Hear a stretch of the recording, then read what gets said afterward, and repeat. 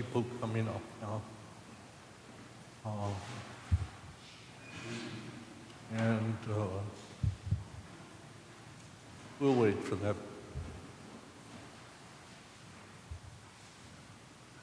So it'll be available online for you. Or if anybody asks, what did he say? You can refer them to that.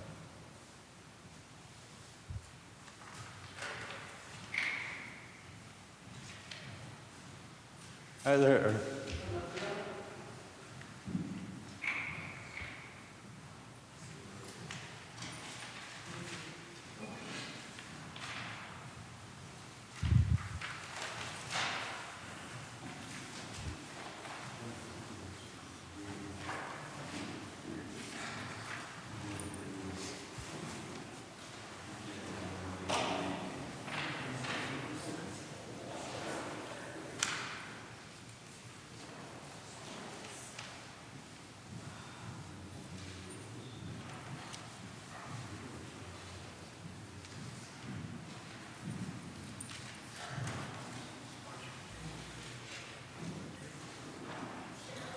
Please take attendance, so I have a record of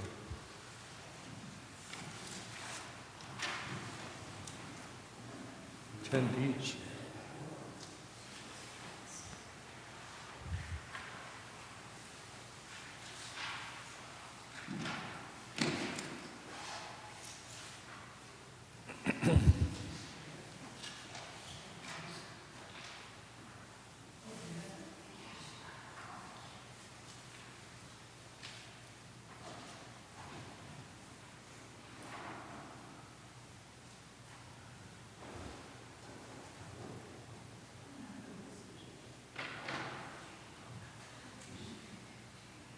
All right.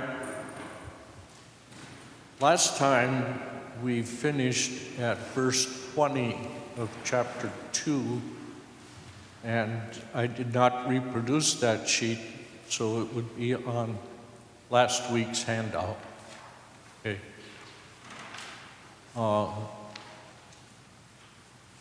Would somebody care to read verse 21 to 25?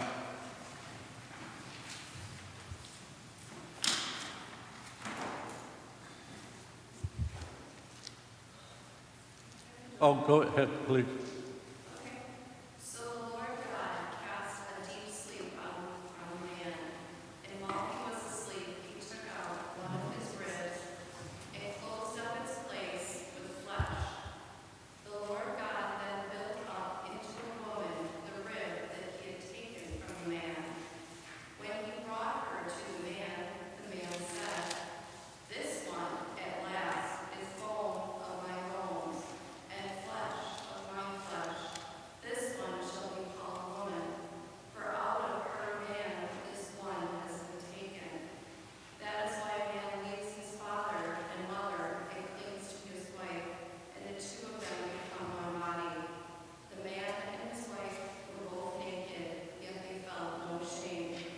Okay, thank you.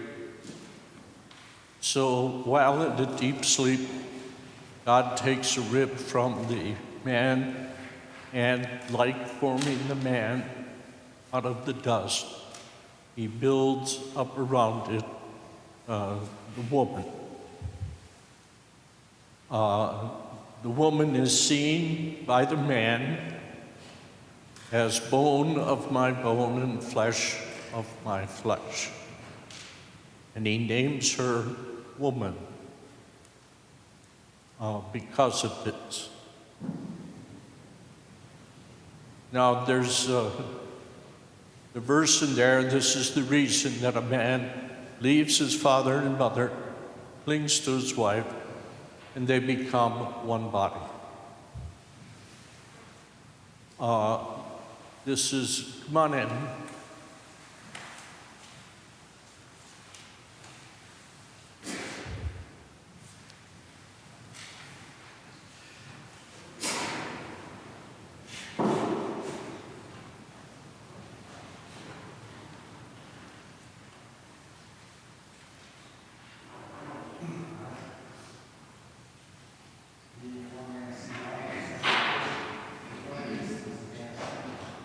Yes. Yes. I wasn't going to go there, but that's true. Yeah. The deep sleep. So here we have that the issue of them becoming one flesh. They are, the man and the woman are seen to be together. And obviously there is this sexual part of that. Dennis Prager makes a big issue out of this if you have his book, and I haven't referenced it very much. I'll explain later why. But here I think he exposes himself to a large prejudice, and that is against single life and dedicated single life. There is, he makes the point that a man cannot become a man unless you leave home and establish your own family, have your own children, and that's, I think that's, personally, personally, I think that's quite, it's prejudicial, and I think it's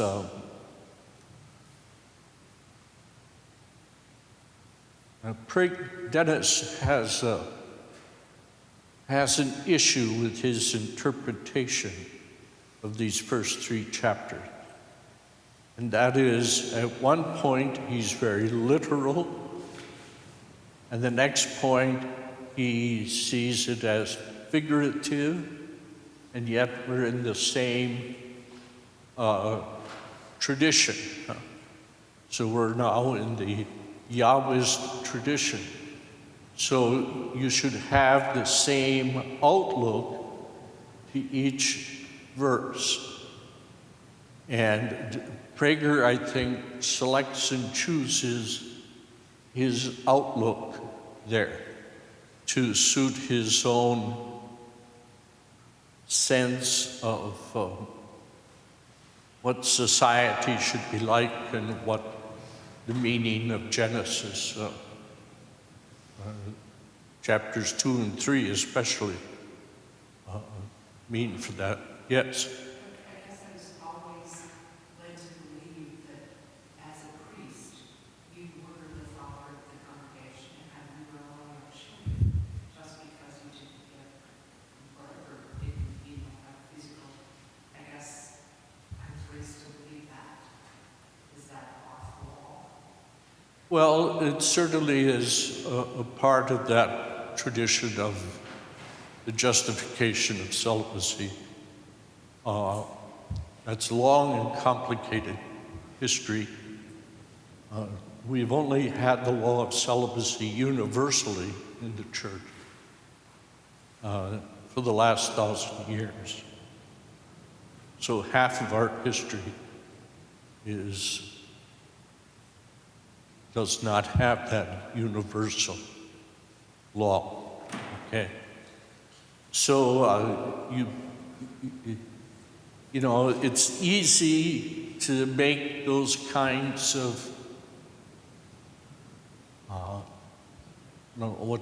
applications. Remember when last time I said we have the text and then we add in to the text what we think is missing, and what we're adding in is from our own experience. And then you get generation after generation of experiences, commentaries on the same text, and pretty soon you're away from the text. Okay? The same thing happens with our historical experience. Our history, in a sense, is the text of the church, in one sense, okay? And it's not appropriate to read into another century, especially one that's of a different society, asks a different question, and so on, okay?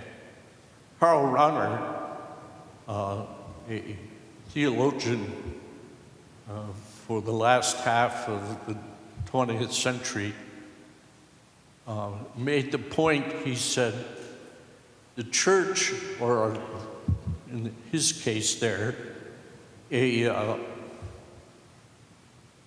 ecumenical council like Vatican II cannot answer a question it does not ask.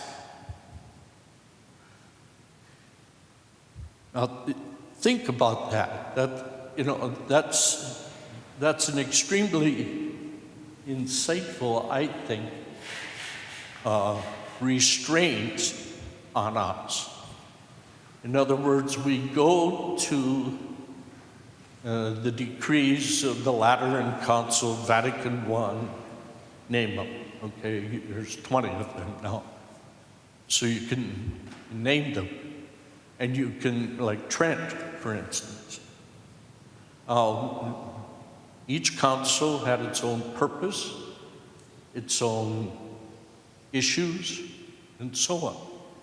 So a council might making a decree uses language about, let's say, angels, okay?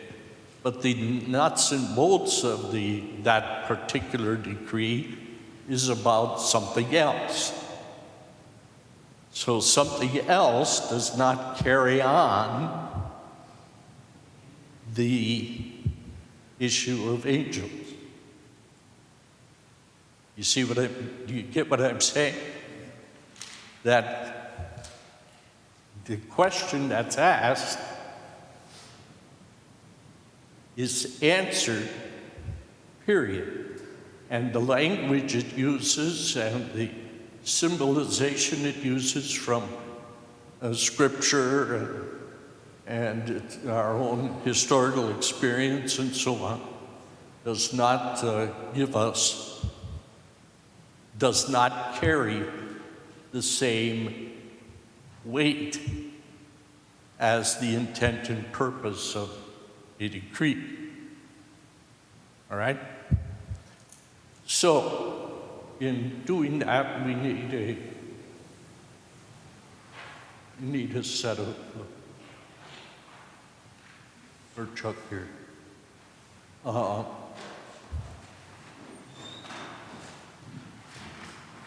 So thank you. So we have to be very careful. Now, it's nice to think about the relationship of the priest or pastor to his congregation as a father to his family. Okay? It's kind of convenient. It fits our way of thinking about large families and church organization and all of that. But I'm not so sure that that's the reason for celibacy.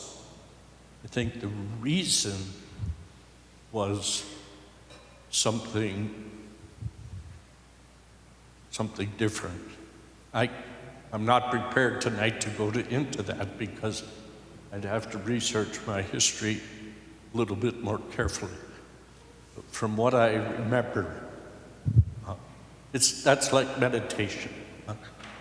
You're reading into it your own experience, but you gotta know what you're doing when you do that.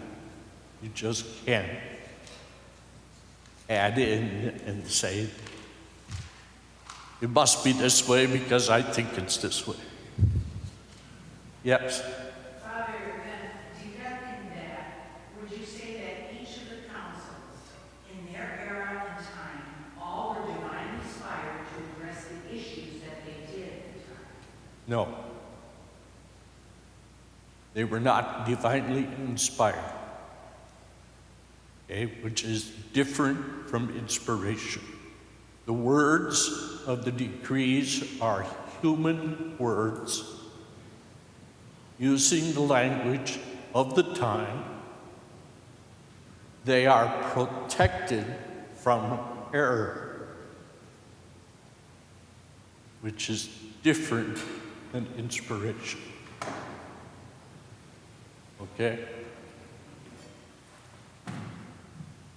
Now, when you come to the decrees of the Second Vatican Council, Paul VI was very clear when the council ended.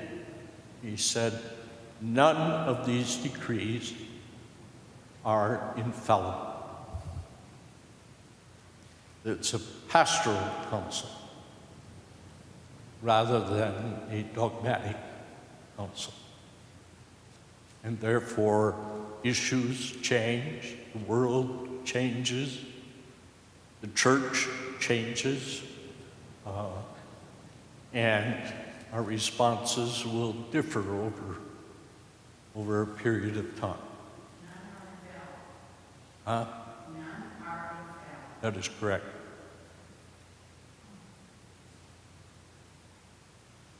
But they are normative.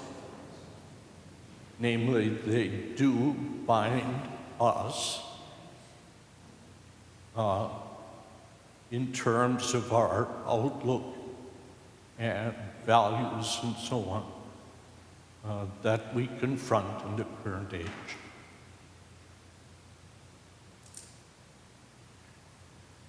The last infallible decree is in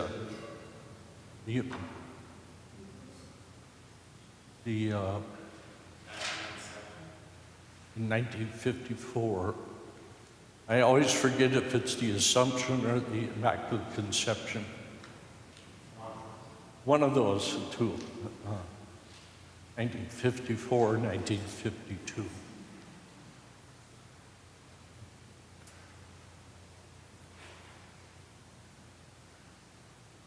In fact, we questioned as students, we questioned our scripture teacher. Now, scripture is this thick, all right? Or most of this thick. We asked, how much of this has the church decreed to be infallible? It means this. And he said, about 12 verses.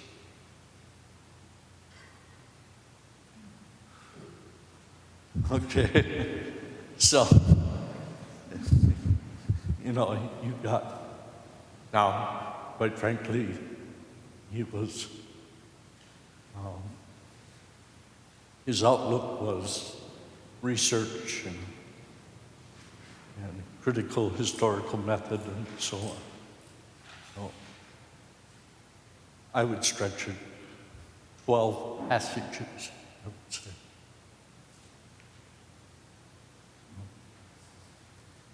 Don't ask me to name them, I can't. Original sin, which we'll see in chapter 3, is one of them. The nature of the Eucharist, the institution of the priesthood, those from Gospels of Matthew, Mark, Luke, and John, the forgiveness of sins, the power of the church to forgive sins, Matthew 16:16. You are Peter, and upon this rock I will build my church. The supremacy of the papacy, all of those kinds of things that come directly out of the scriptures. Okay? Any other question? All right.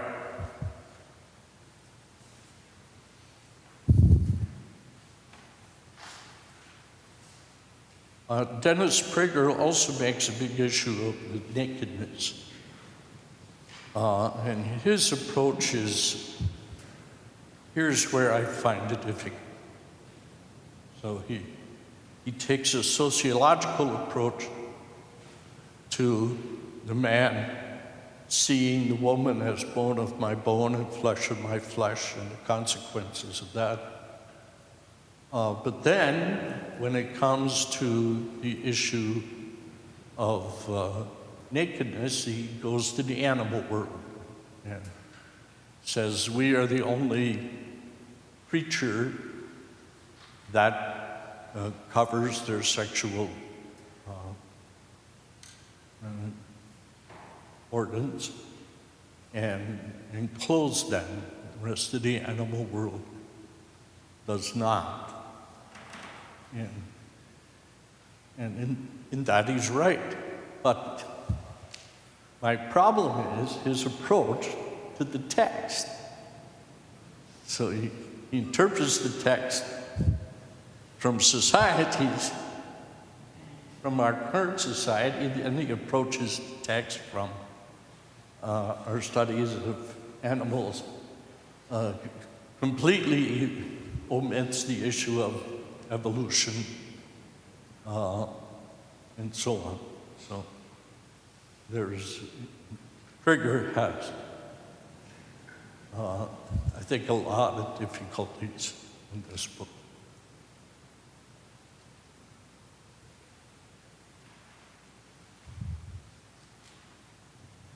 Also, I want to make the issue that because the woman is formed from the rib of the man is no indication of subordination, but rather it is an indication of equality in dignity. The union of man and woman, therefore, is a union of two equals. And the whole issue of master, as it's mentioned in here a lot, the man being the master of the woman, is not a power play, but rather an indication of his responsibility to see the woman as his equal. And then he goes on, the man is the head of the church, or head of the family, and so on. Well, that's true in patriarchal family societies like we have and have inherited for many centuries and existed at the time of the Bible. But we do have evidence of matriarchal societies where the woman is the decision maker and so on. So, or she leads the family and the community.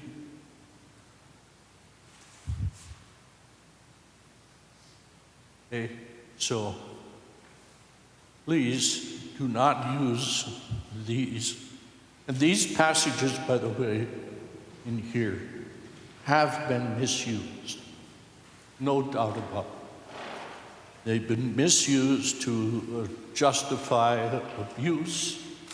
They've been misused to justify a kind of responsibility that is not shared. The responsibility of the family, for instance, in the viewpoint of this, is that if you have equals between the man and the woman, then you have, both have responsibility for the direction of the family. All right, that winds up my commentary on chapter 2. We now get into one of the most tangled chapters of the Old Testament, and that is chapter 3. Notice how I word the title. Your New American Bibles are going to say the fall of man. It's wrong. That title there, do you see it in your Bible? Yes. The fall of man. Okay, that is not inspired.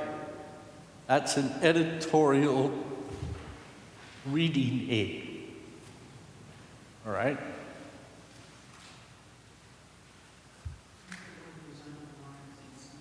Pardon?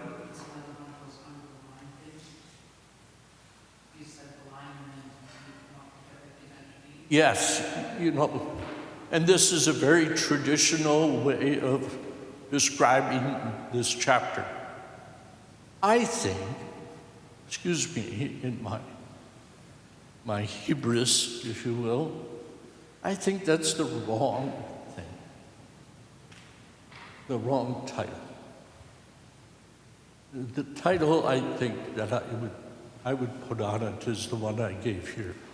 The choice that changes everything.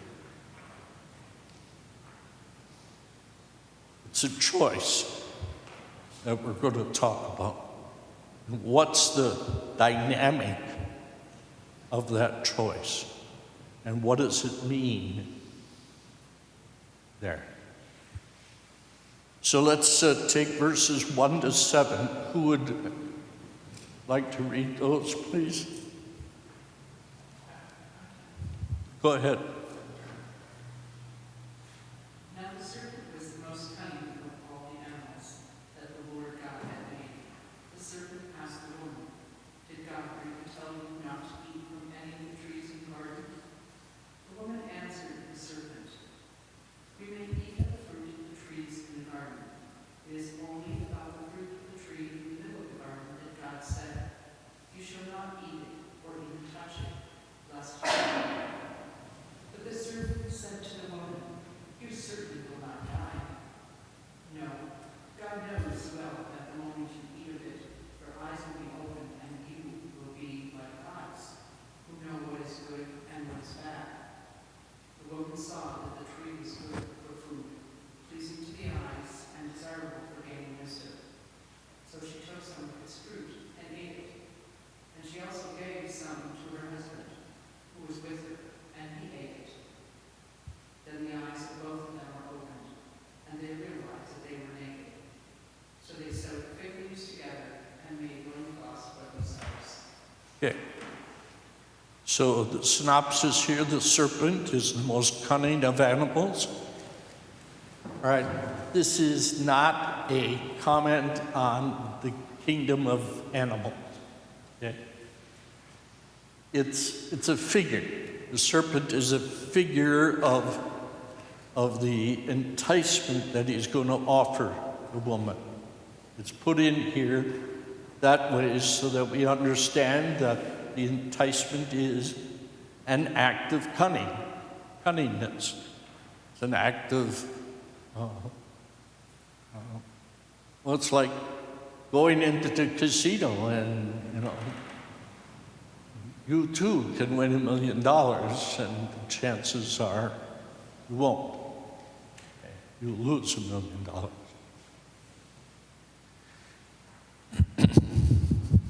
The question also, notice that it twists the command of God from "you shall eat from any of the trees" to "not to eat from any of the trees."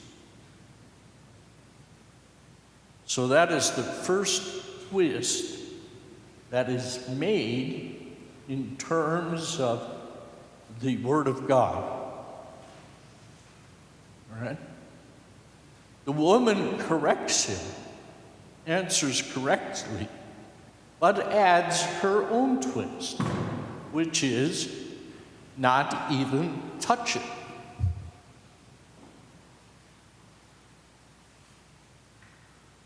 Okay? The serpent confronts the woman with the unreasonableness of God's command, saying that if they eat it, they will be like the God who knows good and evil. Now, this is the first time now that we've got the gift of the ability to judge the value of things in the light of God's dominion, God's word to us. We live in a world that is a result of the decision that the man and woman made. And that world God has given us. That world remains good, but it also remains a place where we can be deceived. We can be caught up in its cunningness, if you will. It's deceptive mode. You get what I'm saying? Now, I'm going to make, later on, I'm going to make some comments about how we have the capacity to make a judgment of value as a companion to the judgment of something being true or false. So we, in our human capacities, we can judge what is true or false, and separate from that and along with that, we can judge what is good or evil. And those are two distinct operations of the human mind. And in fact, studies of the brain, doctor, correct me here if I'm wrong, but studies of the brain show that when you make a true or false judgment, certain areas of the brain are engaged. And when you make a judgment about value or what is good and bad, what shall I do? An act of the will, let's say, that is from the prefrontal cortex. Am I right? I forgot that part. I'm right.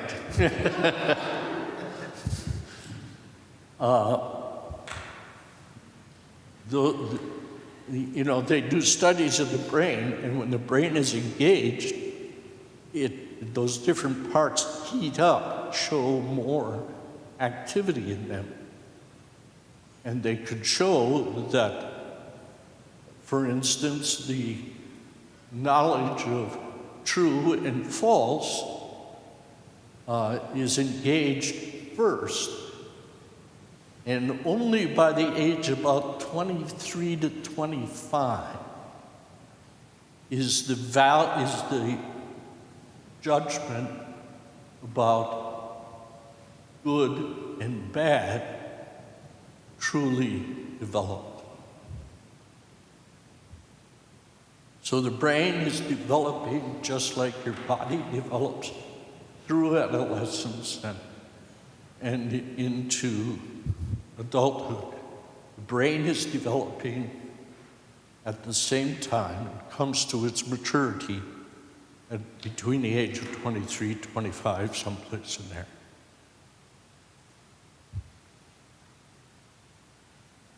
You're looking at me as if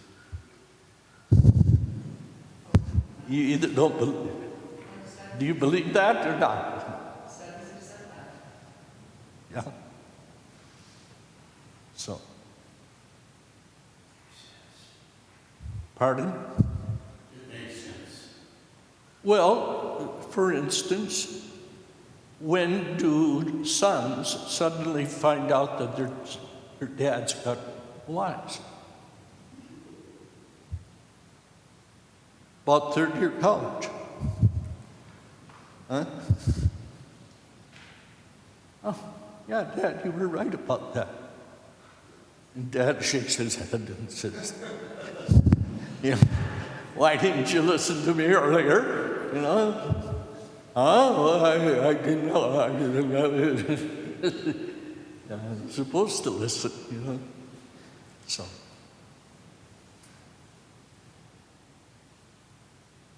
So the woman is enticed. Oh, the knowledge of good and evil in this age and from the roots of this narrative, which comes out of many of the narrative, foundation narratives of that whole Eastern culture. The knowledge of good and evil was a godly knowledge. It was given to what seemed to be the realm of the gods, and our job was to follow that judgment. The woman is enticed by the goodness of the fruit,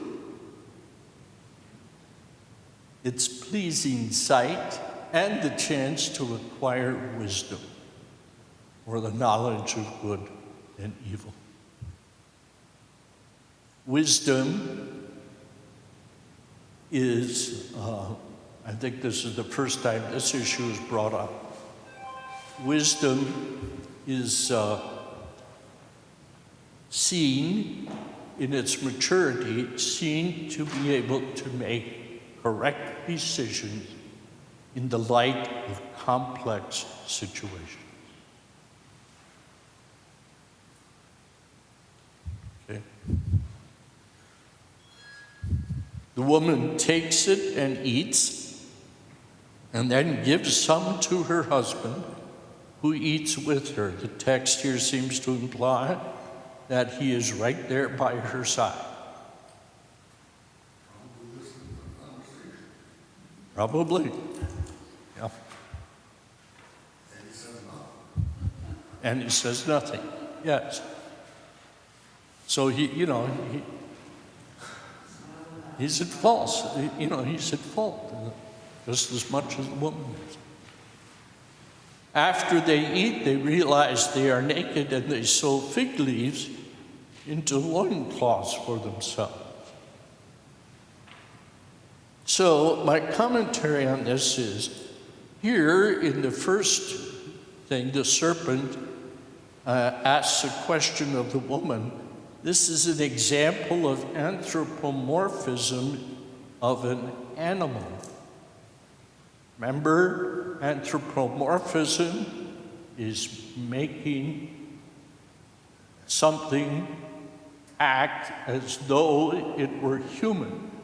We saw it in the second chapter, where God was seen to be acting as a man, forming stuff with his hands and so on, out of the dust of the earth. Here, it's just the opposite.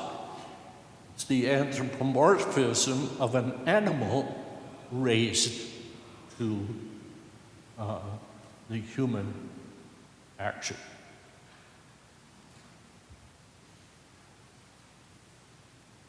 In this dramatic exchange, we have here the essence of temptation. And I'm going to talk a little bit about temptation. Temptation begins with enticement. This is good for me. It brings me pleasure. It increases my well-being.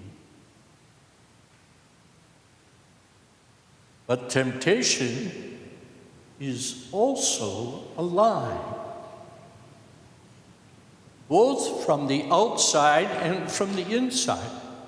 So the serpent tells the woman a lie, and the woman tells herself a lie. So the temptation can come from without, or it can be from within. And in the essence of that is a lie. This is good when it really is evil. At the root of temptation is the lie that my insight, my moral evaluation is sufficient, or that I twist the meaning of God's command to suit my own purposes. God really doesn't mean that I have to tell the truth under oath. He can't mean that. This is a trivial matter before the court. By the way, the second commandment is not against saying "God damn it," or cursing or obscenities. Okay? It's about oath-taking, using the name of God to support your lie under oath. Because under oath, you ask that everybody believe you as though God were standing right beside you. Okay? That's what the oath said. And to say, oh, I don't have to tell the truth. In this case, I was at a trial, and happened to be an immigration trial. And the judge asked the family if they intended to return home to Mexico by a certain date. They were here illegally. And the man said yes. So they got 90 days or something like that to return home. A year and a half later, he's in my office. He says, we came back. We never went. We never intended to go. So,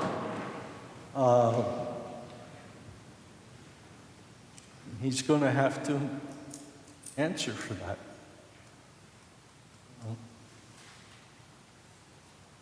I think his family would have been better off if he'd have said, no, this is what we promised to do. We will go back and attempt to come in to the United States legally.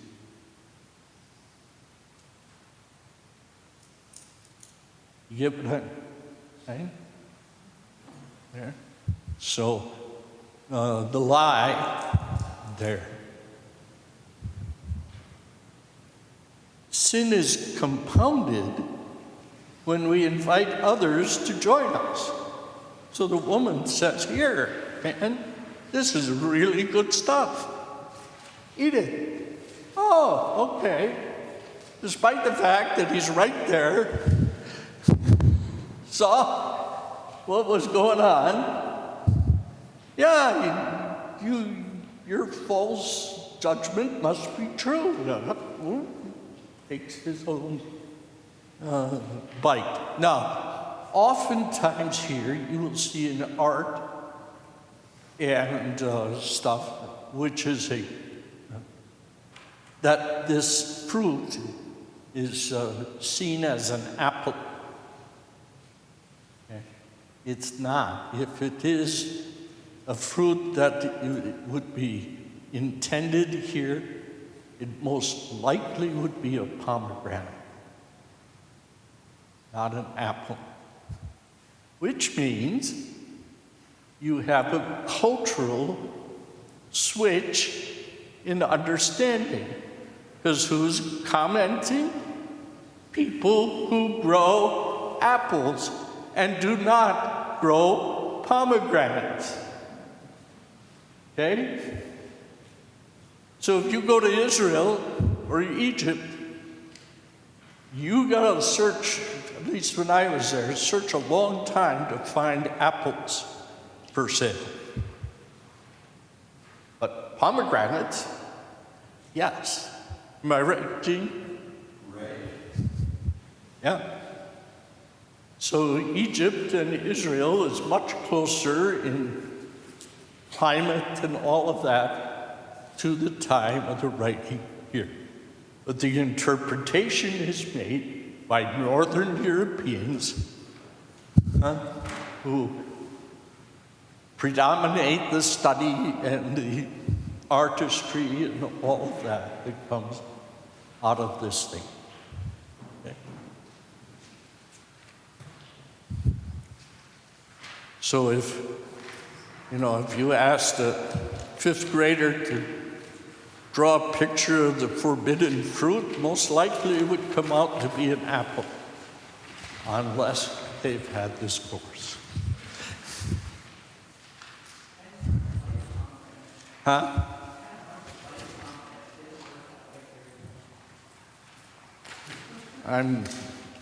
I've eaten them. You got to cut them, stuff. But I want to contrast this giving of the apple or the pomegranate. See how I slipped there? The pomegranate to the man.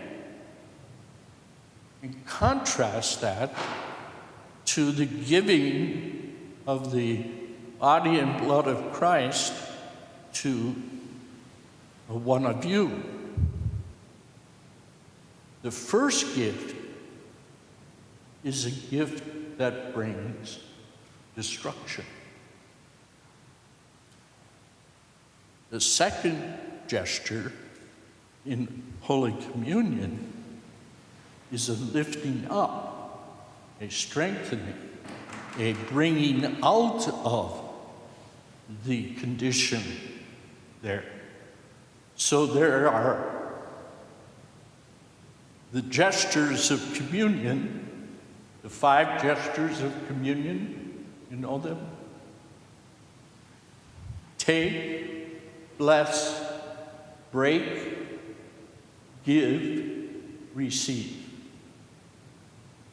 Okay, you find it in John 6th chapter, the 6th chapter of John, which is basically an instruction on the Eucharist as we would read it, or as I read it. But those gestures are there. They're the same gestures that the 2 men on the way to Emmaus recognized Christ. Not by his face, not by his voice, not even by the wisdom of the words he spoke as they were going along. It wasn't until he did those 5 gestures at the supper table in the inn in Emmaus that they recognized him and that he's gone. And his physical presence is gone. And they run back to Jerusalem to tell the disciples, we have seen the Lord in the breaking of the bread.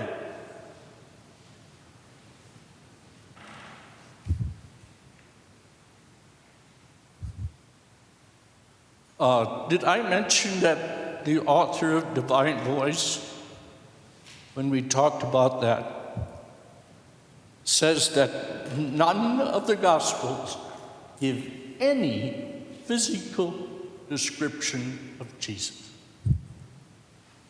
They don't say he was tall or short, black-haired or bald.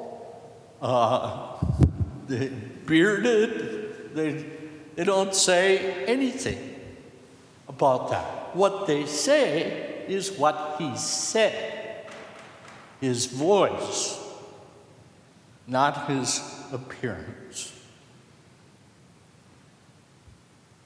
So when the priest over the host says, "This is my body," it's not his physical closeness to the bread and wine, or to the bread in that case, but rather the voice that carries the Spirit of God to change the bread into the body and blood of Christ.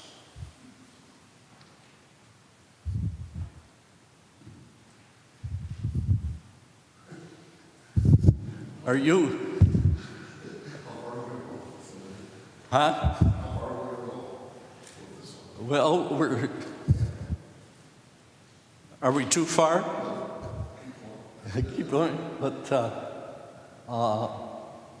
that's interesting, that, remember, there's no description of the man or the woman, but we have their words. Power of words is seen here. The realization of nakedness is obviously an attempt by the man and woman to reorient their mutual fertility in their lives by making loincloths for themselves. So they already are under the command of be fertile,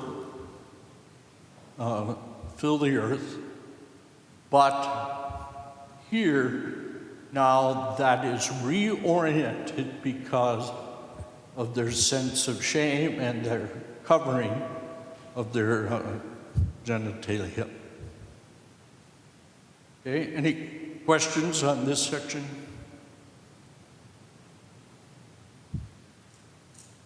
All right, the next section, 8 to 13, who would care to read that? And I'm sorry, my tremor is up tonight, so I'm going to have to sit down for a while.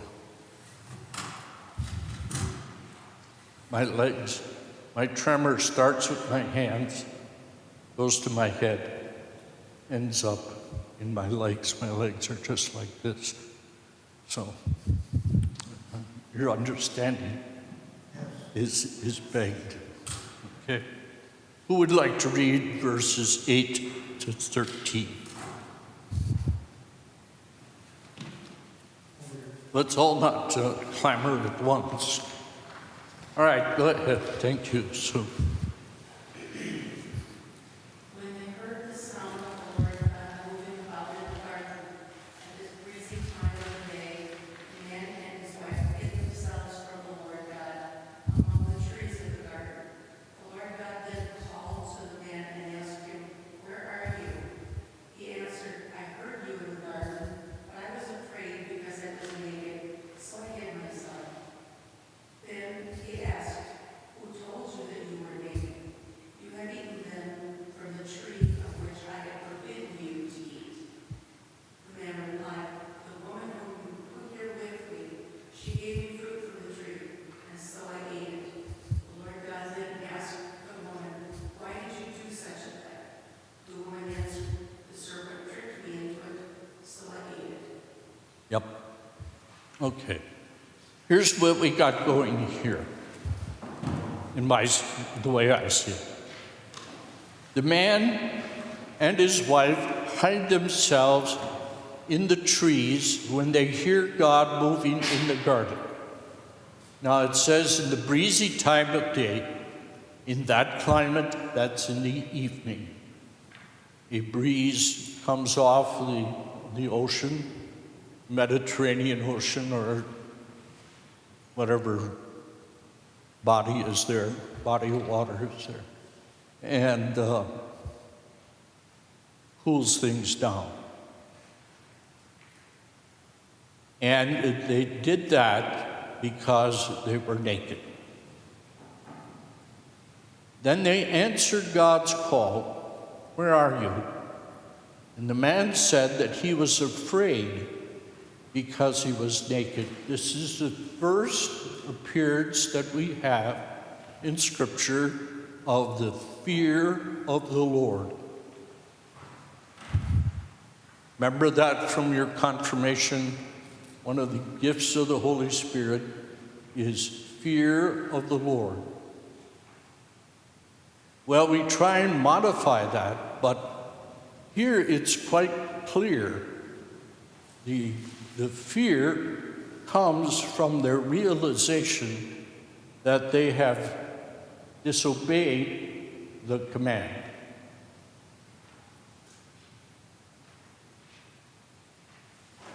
Yes. So that's the first sense of shame. No, the first step, define shame. Embarrassment because I'm guilty. To me, shame is more than that. Shame is, I am not good. I've lost my core sense of being a good person, even though I have done wrong. I cannot face anybody. It's more than what you said, in my judgment. Okay?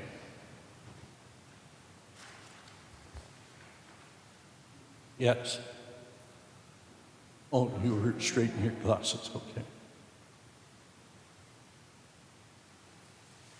God asked them, "Who told you that you were naked?" Nobody told them. The obvious answer is that they told themselves. Oh, I'm naked. It's like a young child has no sense of their being naked at a young age. You can run around the house naked, but there comes that day when it clicks. I have to, be clothed.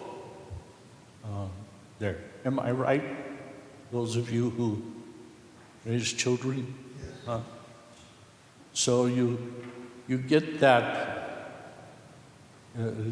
it's that kind of experience that the man and woman have. Then God realizes that they have eaten of the forbidden tree. Now here's a classic example of the way in which we think. The man blames his wife, the wife blames the trickery of the serpent. It's not my fault. She gave it to me. And she says, it's not my fault. The serpent tricked me into it. Okay? That sloughing off of blame to somebody else or something else. Okay? It's 8 o'clock. That's our hour. We'll try and wrap this up the next hour. Give you 5 minutes or so.